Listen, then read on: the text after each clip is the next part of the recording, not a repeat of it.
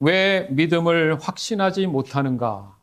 요한일서 5장 1절에서 15절 말씀으로 오늘도 우리의 믿음이 더 굳건해지길 주님의 이름으로 축원합니다.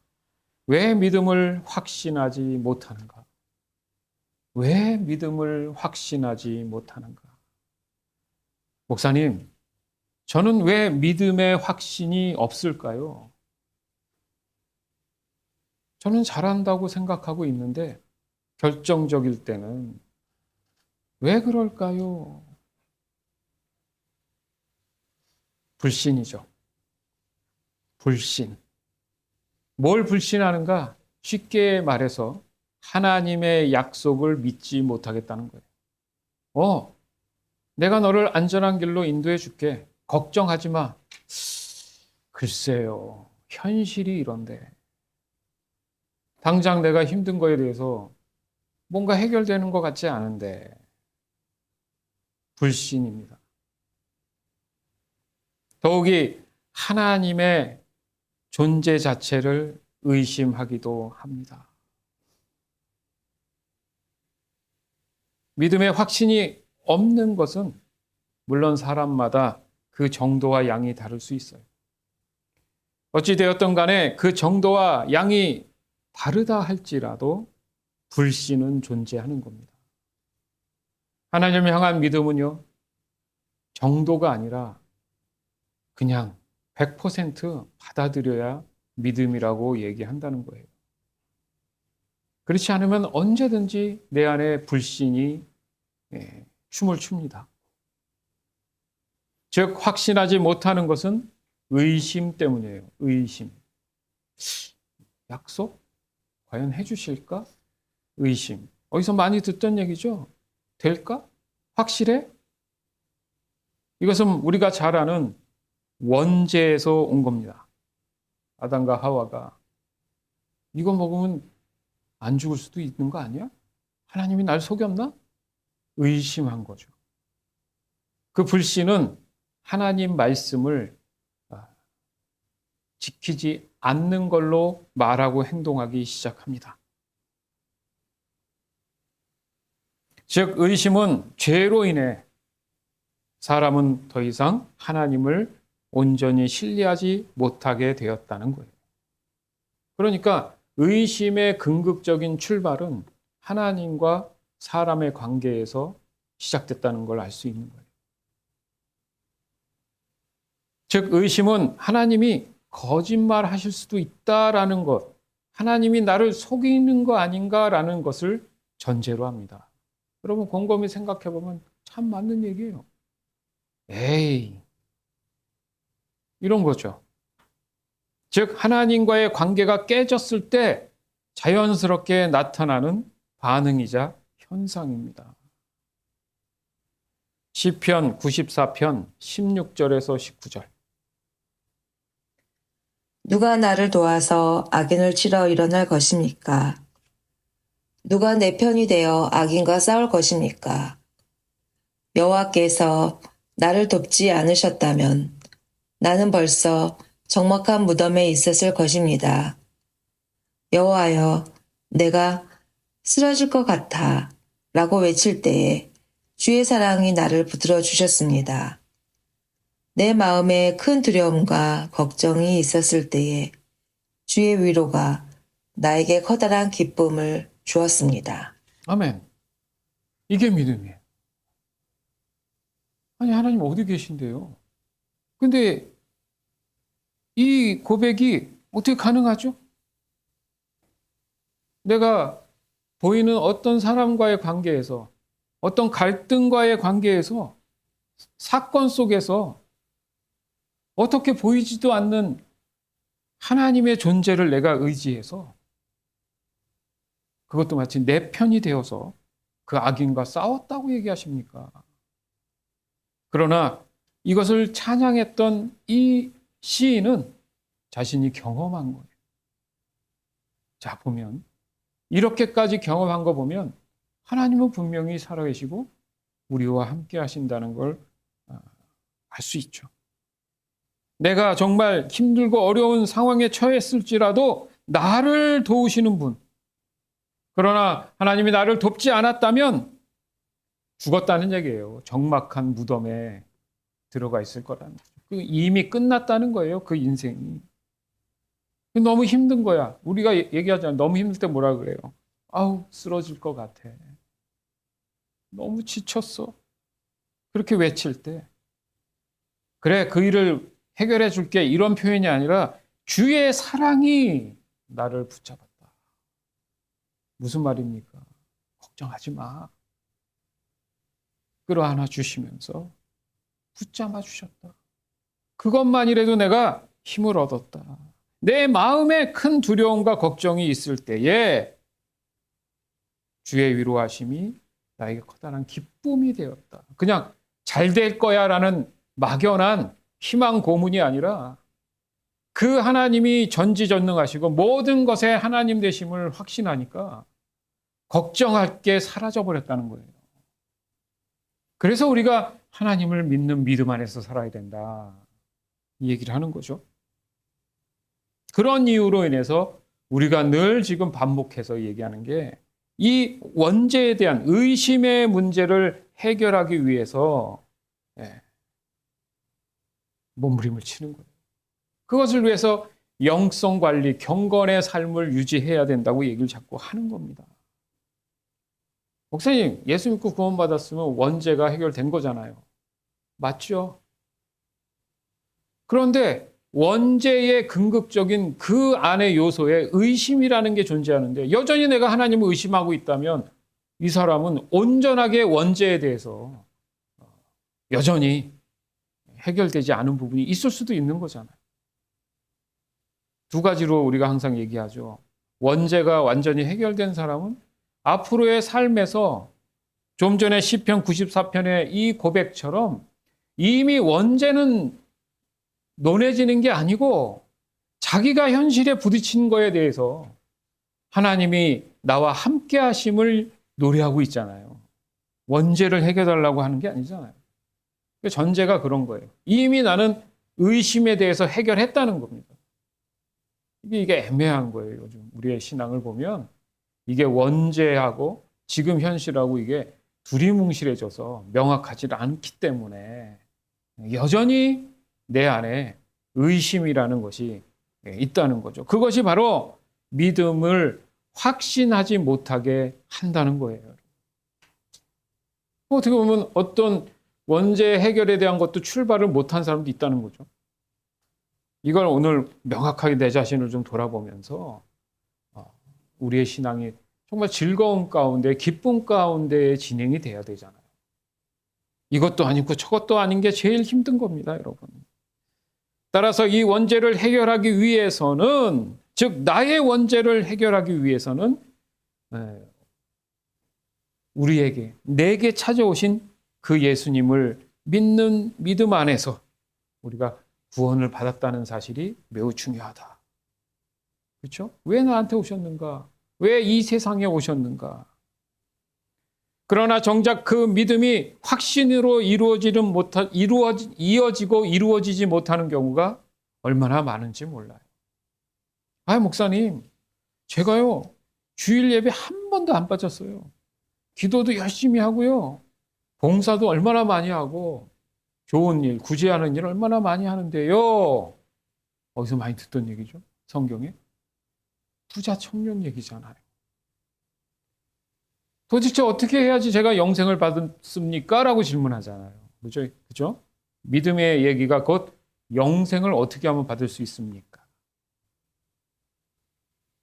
그럼에도 불구하고 솔직히 제 안에는 제가 영생을 받을 그런 믿음이 좀 없는 것 같아요. 확신하지 못합니다. 그 얘기예요. 여러분 어때요? 지금 질문을 뭔가 했을 때 지금 당장 죽으면 당신은 천국에 갈 수 있습니까? 영원한 생명으로 하나님과 함께 할 수 있습니까? 라고 했을 때 그럼요! 확실합니다. 저는 믿어 의심치 않습니다. 이렇게 바로 대답할 수 있습니까? 아니면 글쎄요. 생각을 해보긴 했는데 복잡해집니까? 그게 여러분 오늘날 지금 이 순간의 믿음의 현주소예요. 믿음 있는 사람들은 어때요? 하나님의 살아계심과 그 하나님이 예수 그리스도를 통해서 나를 구원하심에 대한 확신이 있기 때문에 그럼요. 저는 자격이 없지만 예수님 때문에 저는 구원함을 받았습니다. 영생함을 받았습니다. 그러니 하나님 나라를 저는 갈 겁니다. 라고 명확하게 얘기할 수 있는 것입니다. 그렇죠? 그렇지 않습니까? 그런 마음에 우리 대부분이 한 번쯤은 겪는 그런 신앙에 분명히 흔들림이 있을 수 있다라는 거예요. 하나님이 정말 나를 사랑하시는 건가? 이렇게 부족한 나를 정말 사랑하시는 게 맞나? 이런 거죠. 그게 얼마나 잘못된 생각인지를 오늘 이 시간 체크할 필요가 있어요. 아니, 생각해 보십시오. 일반적인 생각을 우리가 좀 해보면 부모 입장에서 자식이 뭐 잘못했다고 해서 아예 미워한다? 싫어한다? 그러기에는 다른 차원이란.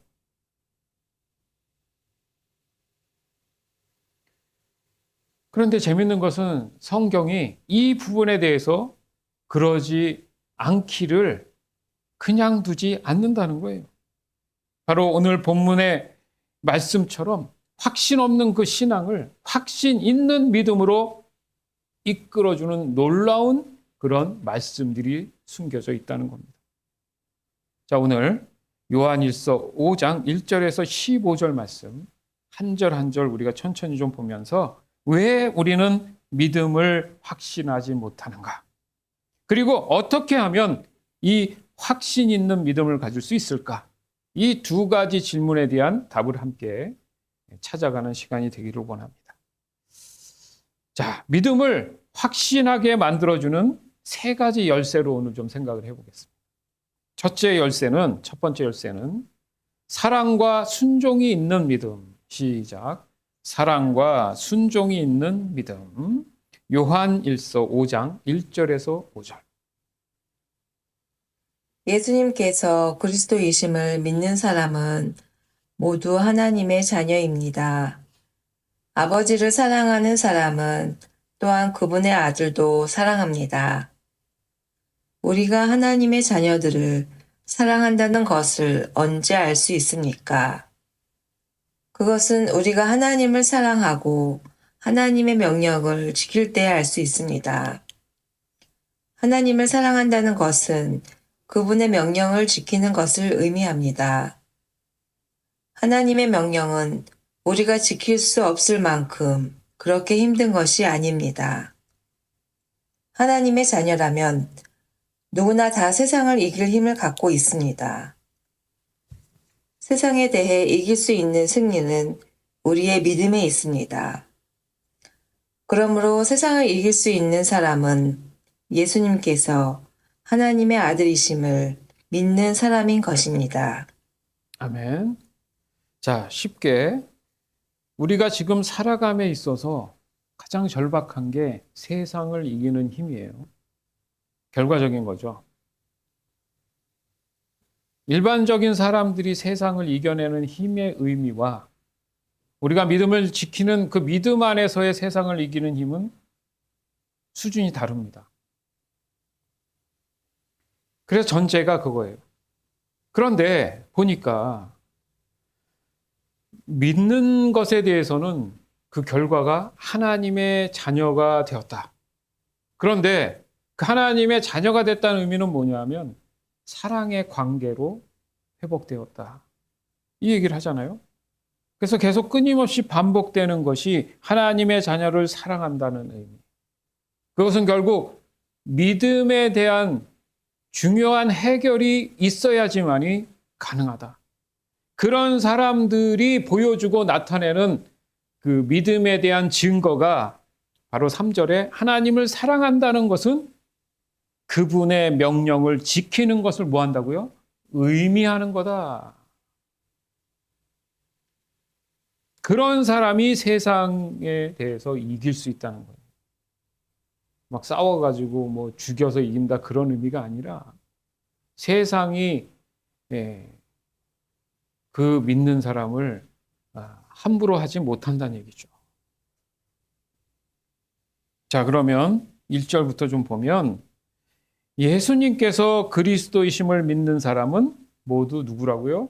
하나님의 자녀입니다. 굉장히 중요한 거예요. 매우 중요합니다. 하나님의 자녀라는 거. 왜요? 하나님의 자녀가 됐다는 그 의미의 중요한 핵심이 바로 하나님이 보내주신 아들 예수 그리스도가 나의 구주 되심을 믿는다는 것이 전제라는 거예요. 이 의미가 뭔지를 정말 여러분 깊이 있게 한 번쯤은 고민해 봐야 돼요.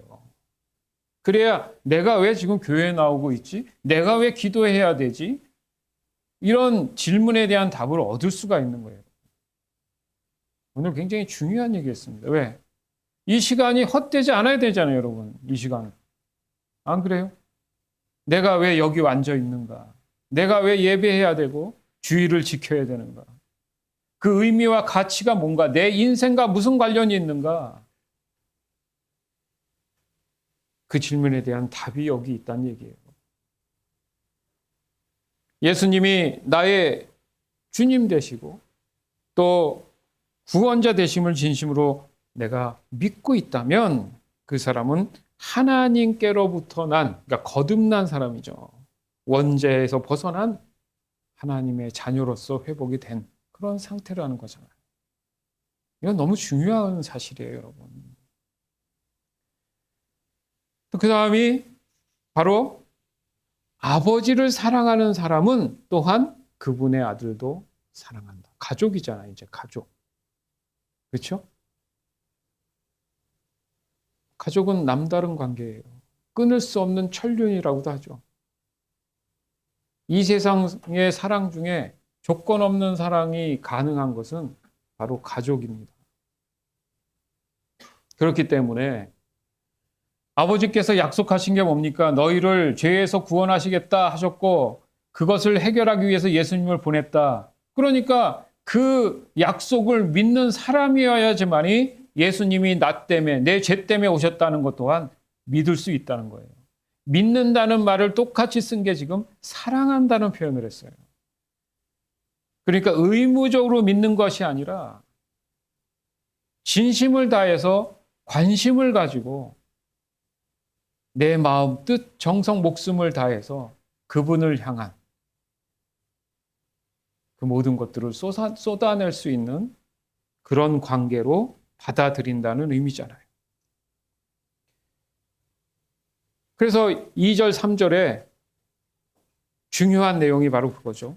우리가 하나님의 자녀들을 사랑하는 것을 언제 알 수 있습니까? 그것은 바로 하나님을 사랑하고 하나님을 사랑한 만큼 하나님의 명령, 그 말씀을 지킬 때 알 수 있습니다.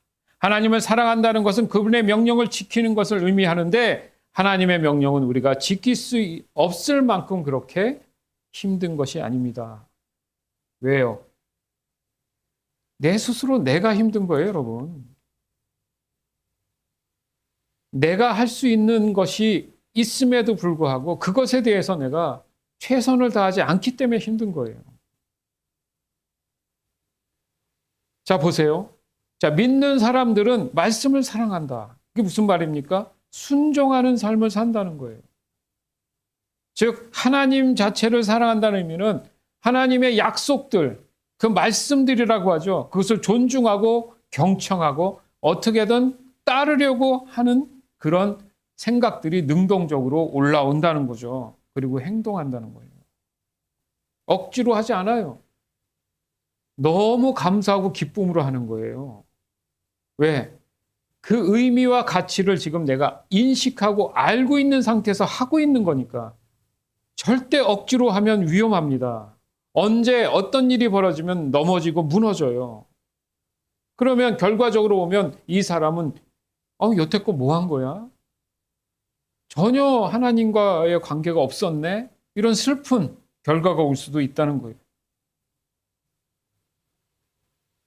혹시나 나는 믿음은 있는데 이게 말씀대로 사는 게 이게 쉽지 않아요. 뭐 이렇게 얘기할 수 있잖아요. 이거 하라 그러는데 너무 부담스러워요. 생각할 수 있죠. 여러분 그러면 잠깐 멈춰야 돼요. 바쁜 건 아는데 잠깐 멈춰서 생각이나 그 마음을 좀 멈춰서 진짜 내가 믿음에 대한 부분을 가지고 살아가고 있는가? 이게 정말 왜 순종으로 이어지지 않지? 이런 고민을 좀 할 필요가 있는 겁니다. 자, 4절, 5절에 그런 말씀 있죠. 하나님의 자녀라면 누구나 세상을 이길 힘을 갖고 있다 이거예요. 이상하네. 이렇게 말씀하셨으면 이미 나는 세상을 이길 힘이 있어서 흔들림 없이 살아야 되는데 뭐 이렇게 밤잠 못 자고 어려워할까? 그 자체가 이 말씀을 내가 신뢰하고 있지 않잖아요, 지금. 이 말씀이 떠올라야죠. 난 지금 하나님 자녀가 됐어. 그러니까 나는 세상을 이길 힘을 이미 갖고 있는 거야. 푹 편안히 자고 내일을 맞이하자. 이래야 되는데 밤새 고민하고 있어요. 그 하나님을 신뢰하는 게 아니잖아요, 지금. 못 믿겠다는 거잖아. 왜? 하나님이 약속하셨는데 내가 너한테 세상을 이길 힘을 지금 줬잖니? 못 믿겠는데요. 혼자 밤새 그래서 그 시간에 하나님께 내 믿음이 흔들리지 않도록 기도해야 되는데 기도하지 않고 밤을 셉니다. 그 다음날 출근해서 그 일이 되겠어요? 차라리 그 시간에 기도를 해야지. 무슨 기도? 해결해 주세요가 아니라 확인해야죠. 내 믿음을 확증해야죠. 오늘 시편에 좀 전에 읽었던 말씀도 그거잖아요. 힘들고 어렵지만 구원자 되신 하나님이 계시니까 제가 이렇게 힘을 얻습니다. 이 사람도 밤에 잠이 안 올 때 분명히 이 찬양을 했을 거라는 거예요, 여러분. 아멘. 그 찬양을 들으면서 믿음을 더 굳건하게 하라는 거예요. 그냥 해결만 해달라고 기도하지 말고 흔들릴 때.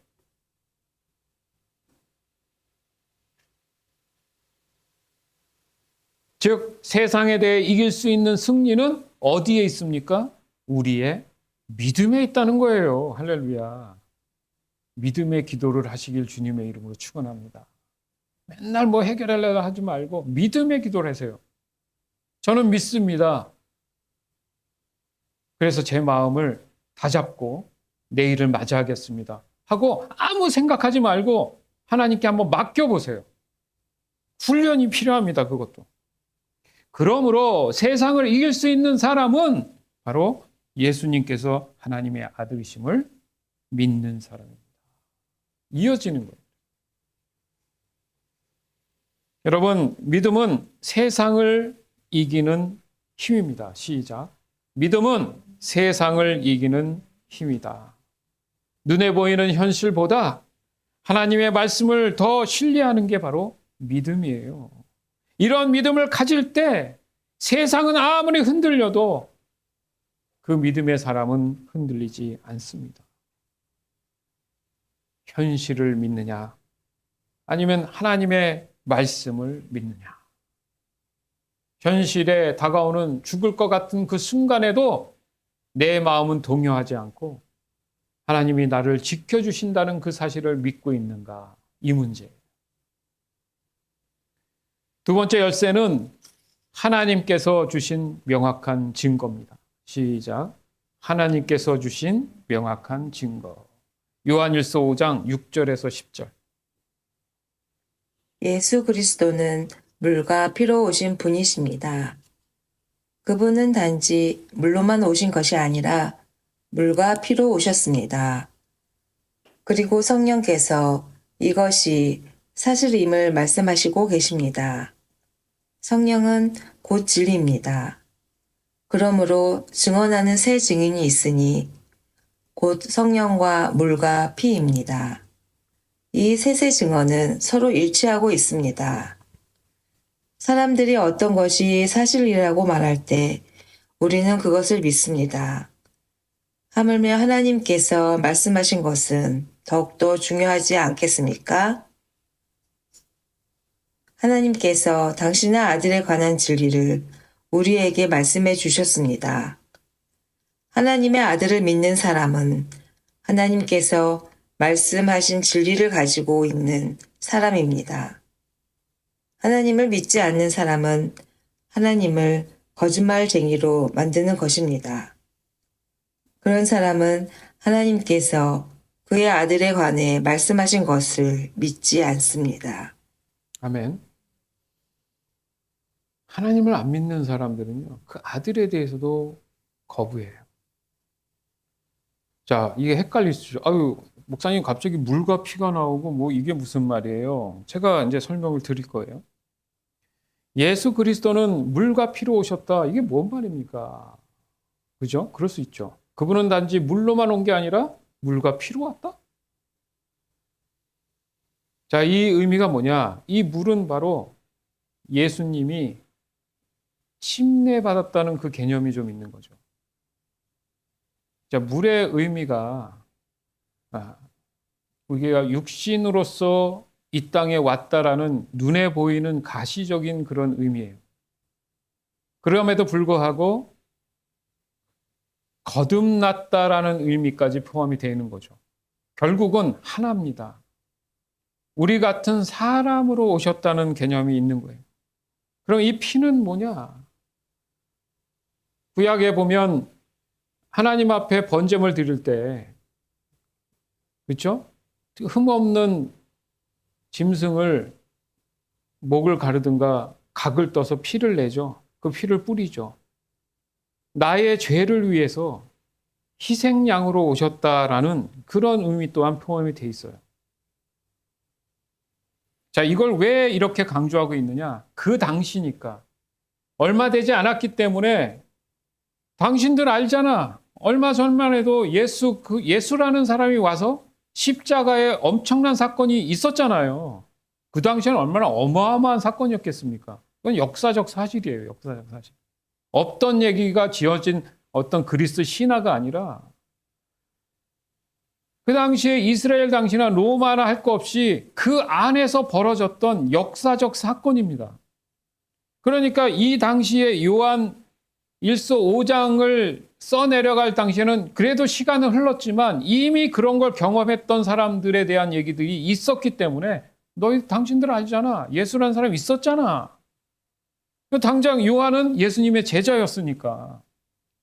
지금은 세월이 너무 많이 흘러서 둔할 수 있지만 그 당시에는 가능한 얘기잖아요. 그죠? 그렇죠? 근데 예수님이 알지만 그냥 온 게 아니라 그냥 육신 자체로 온 게 아니라 성령으로 잉태해서 왔잖아. 그건 누가 증인이에요? 요셉과 마리아가 증인하잖아요. 그 당시에는 이게 충분히 해석이 되고 이해가 되는 부분이잖아요. 그렇죠? 그런 의미에서 예수님이 실제로 이 땅에 왔다는 거예요. 그리고 당신들 때문에 피를 흘렸고 부활에 대한 이야기도 분명히 있었고 그걸 경험한 사람들이 있었기 때문에 이야기가 가능한 거죠. 지금 우리가 뭘 얘기합니까? 예수는 역사적 예수라는 거예요. 존재하셨던 분이에요. 우리가 2000년 이상을 넘게 지나온 후기 때문에 둔할 수 있지만 그 당시에는 실제 사건이잖아요. 그러면 여러분 생각해 보십시오. 미국이나 할 것 없이 수많은 나라들의 역사를 어떻게 알아요? 지금처럼 동영상을 찍어 놓은 것도 아니고. 왜? 그러면 그런 역사들은 다 있다고 믿으면서 예수님이 그 당대에 화려했던 로마 제국이 있었을 때 그 당시에 오셨던 그 예수님은 부인할 수 있습니까? 사람들이 이상한 거죠. 이상한 게 아닌 게 죄로 물든 이 세상은 예수님을 환영하지 않기 때문이에요. 그래서 거짓된 정보로 자꾸 바꾸는 거죠. 그렇기 때문에 우리에게 더 믿음에 대한 부분이 절박한 겁니다. 믿어 의심치 않은 부분이 너무나 절박하다는 얘기예요. 그래서 더 구체적으로 설명하죠. 성령과 물과 피로 오셨다. 이 세 가지는 다 일치한다. 그래서 사람들이 어떤 것이 사실이라고 말할 때 우리는 이 모든 것들을 믿는다라고 표현하잖아요. 저와 여러분 또한 마찬가지예요. 이것이 믿음으로 받아들여질 때 실제 성령께서 우리의 마음을 그 믿음 가운데 인도하시는 것을 느낄 수가 있어요. 확신할 수가 있죠. 여러분, 우리는 사람 말은 쉽게 믿는 부분이 있어요. 그러나 하나님의 말씀은 의심은 안 하더라도 그렇게 중요하게 여기지 않는 경우가 있어요. 왜요? 잘 안 봐. 보라 그래도 안 봐. 봐야 알죠. 세상 것은 열심히 찾고 시간을 내서 찾아가고 얘기하고 많은 시간을 하려 하는데 하나님 말씀에 대해서 보는 거는 거의 안 봐.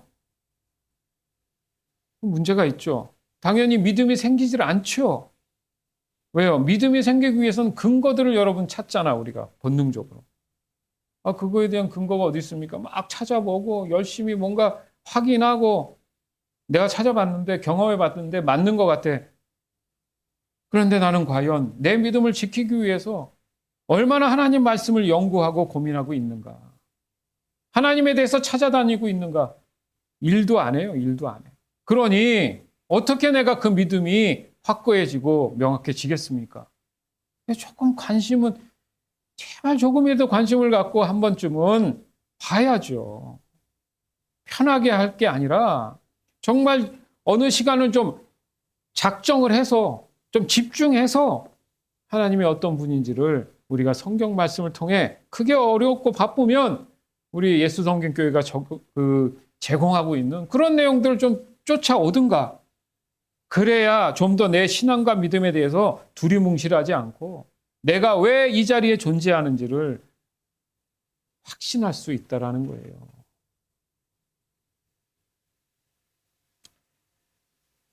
예수 그리스도를 통해 우리 안에 생명을 주셨다. 이게 막 내 안에 뜨겁게 느껴져야 되는 거예요. 예수 그리스도를 통해서 내 안에 새로운 생명을 주셨다. 이 말씀이 내 삶에 확신이 들어서 살아야 된다는 얘기입니다.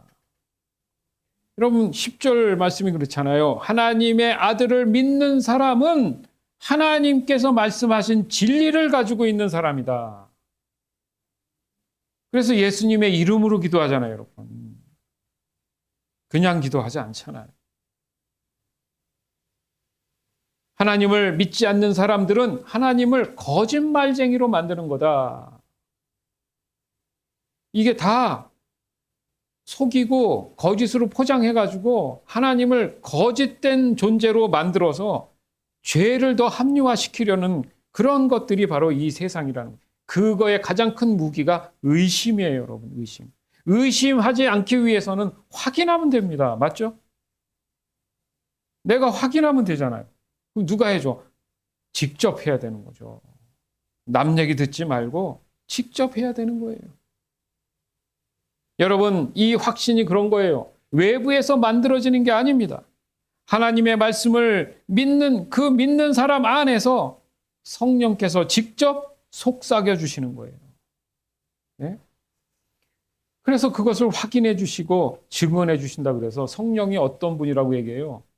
말씀을 비춰 주시는 분이라고 그러죠. 말씀을 깨닫게 해 주시는 분이에요.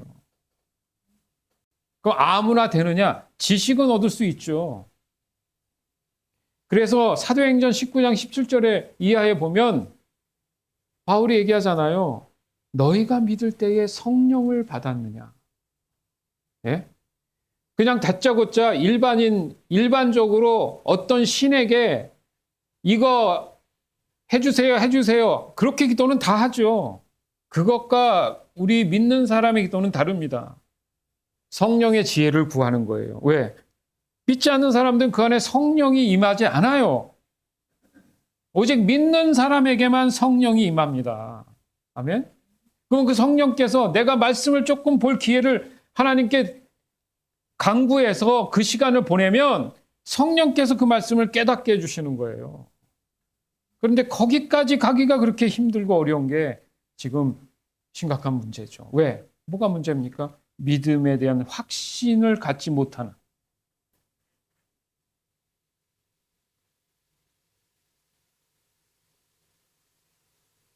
그렇기 때문에 여러분의 믿음에 대한 굳건함이 확신으로 내보여지기 위해서는 내 안에 성령이 계심이 명확하게 확인이 돼야 되는 것. 이것 또한 우리가 중요한 믿음의 확신을 갖는 두 번째 열쇠라고 할 수 있습니다.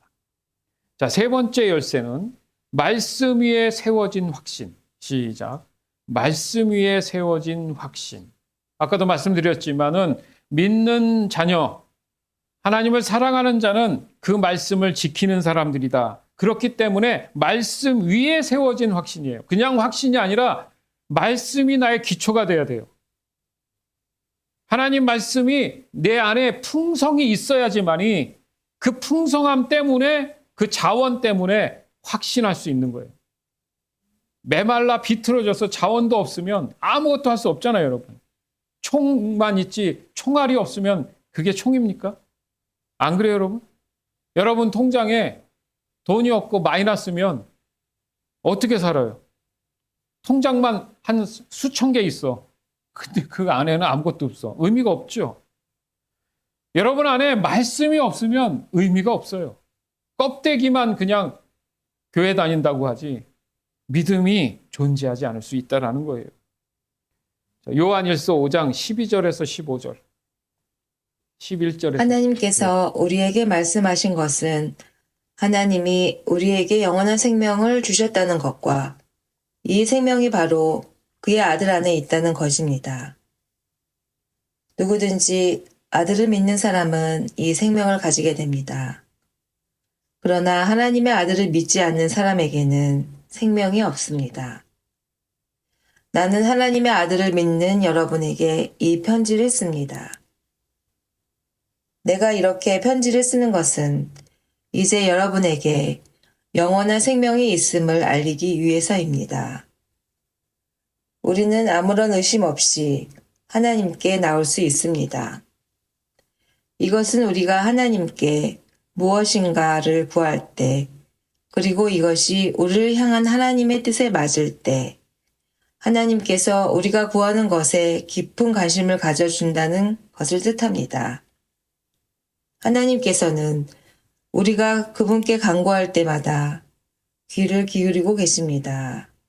그러므로 우리는 우리가 구한 모든 것들을 그분께서 주시라고는 것을 알 수 있습니다. 아멘. 자, 여기도 말씀 보면 계속 영원한 생명, 생명 얘기하죠. 기억해 보면 하나님께서 사람을 처음 지었을 때 사람의 코에 뭘 부어 넣으셨어요? 생명을 주셨다. 이게 진짜 생명이에요. 그런데 그 생명이 떠났지만 사람이 죽지 않은 것은 육신은 존재했지만 하나님이 떠난 거예요. 그게 죄의 시작이었잖아요. 여기에서 말씀하시는 이 생명은 곧 성령이 그 안에 임했다는 의미입니다. 여러분, 성령 없이는 우리는 거듭나지 못해요. 중요한 얘기했어요. 굉장히 중요한 얘기했어요.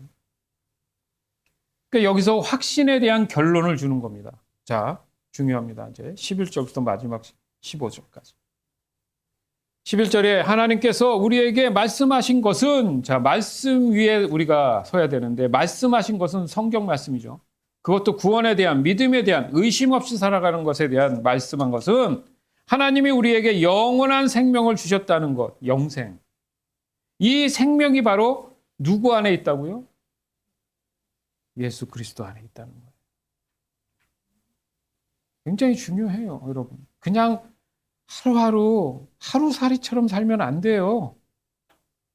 우리가 무슨 동물입니까? 그렇지 않아요. 하나님을 향한 그 생각을 좀 해야 돼요, 생각을.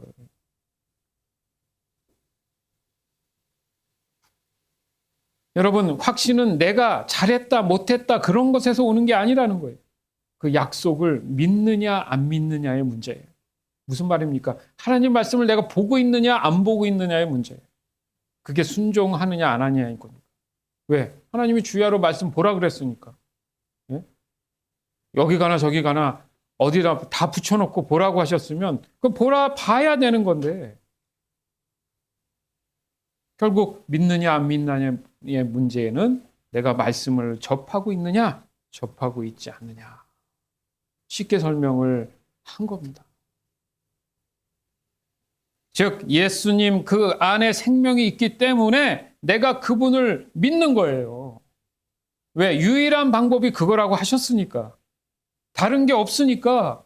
예수님밖에 없으니까. 길이요 진리요 생명이라 하셨으니까 오직 예수님이 내 안에 계셔야 되는 거예요. 그러니까 그분을 믿는 게 유일한 방법이죠. 뭐 때문에? 믿음의 확신을 갖기 위해서. 그 생명이 바로 내 안에 있다라는 이 확신이 지금 필요하다는 거죠. 그래서 12절을 더 보면 더 확실하게 말씀하시는 거죠. 누구든지 아들 곧 예수 그리스도를 믿는 사람은 이 생명을 가지게 된다. 성령. 그래서 아까 제가 그랬잖아요. 구원함을 받은 사람만이 믿을 때에 성령을 받았느냐. 바로 생명을 가지게 된다. 그러나 하나님의 아들을 믿지 않는 사람은 성령이 임하지 않는다는 얘기예요. 예수님이 내 안에 계시다면 이미 나는 그 성령을 받았다. 새로운 거듭난 생명을 받은 사람이다. 이런 확신은 우리에게 있어서 믿음을 굳건하게 유지하게 한다. 이것은 감정이 아니라 바로 진리. 우리가 보는 이 성경 말씀 위에 있기 때문이라는 거죠. 말씀 없이는 의미가 없는 거예요. 믿음이 늘지 않다는 얘기죠. 여러분, 주의 말씀, 하나님의 말씀을 믿음으로 받아들이고 있습니까? 하나님은 우리가 확신 없이 살아가는 걸 원치 않아요. 그래서 사도 요한이 오늘 이 편지를 쓴 거예요. 그 당시에.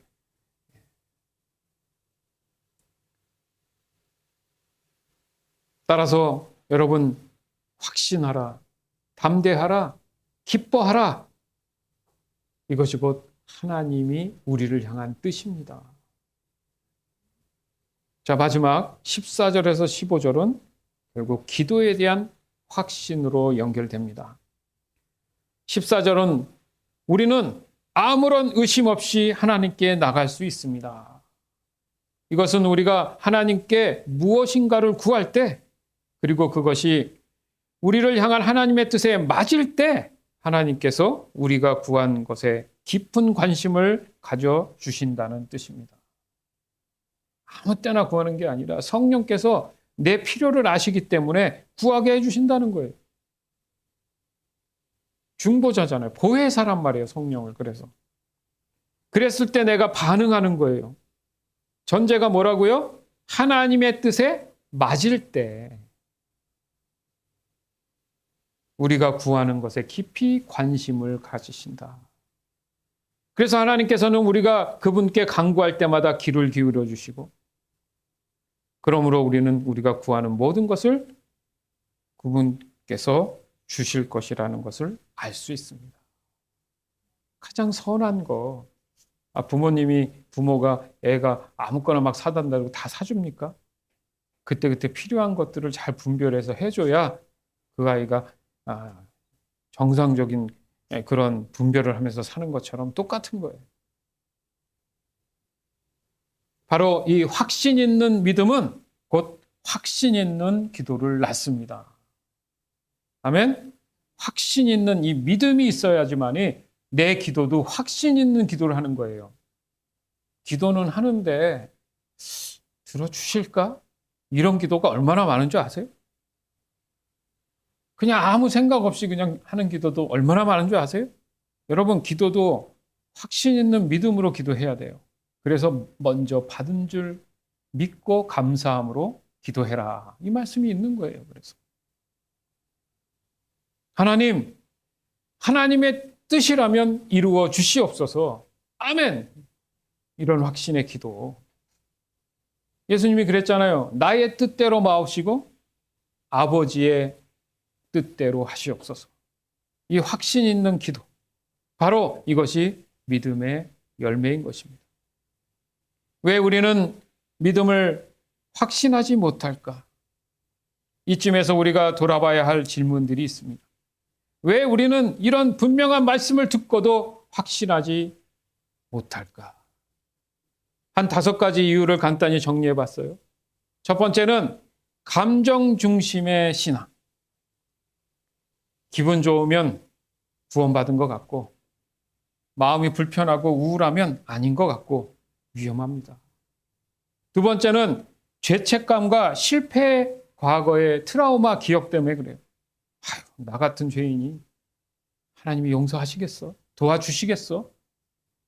세 번째는 말씀에 대한 무지죠. 말씀을 안 보니까, 관심이 없으니까 진리를 모른다는 거예요. 그러니까 늘 거짓말에, 세상 말에 속아 넘어갈 수 있다는 거예요. 네 번째는 세상 기준에 흔들린다는 거예요. 사람들 말에 기웃기웃, 그런가 저런가, 그 환경에 기웃기웃, 세상의 성공에 마음 뺏기고